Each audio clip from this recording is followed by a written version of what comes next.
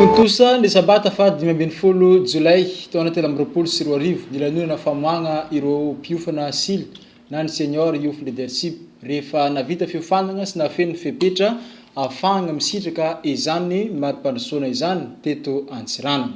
Zava-dehibe ity mari-pandrosoana ity hoy ny fanambarany talin'ny departementan'ny tanora satria maro ireo tanora eo amin'ny 20 taona no miakatra miala amin'Andriamanitra no ny antony maro samihafa. Ka ity mari-pandrosoana vaovao ity no indesigny hamerigny sy tezagna ireo tanora ao agnatin'io sokajin-taogno io.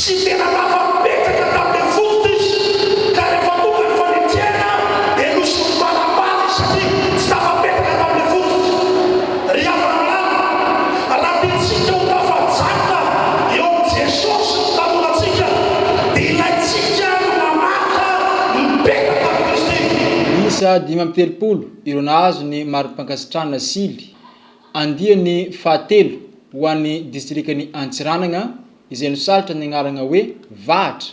Ireto 5 amby telopolo mianadahy nahazo ny mari-pandrosoana asily ity tato agnatin'ny Fédération de Madagascar avaratra.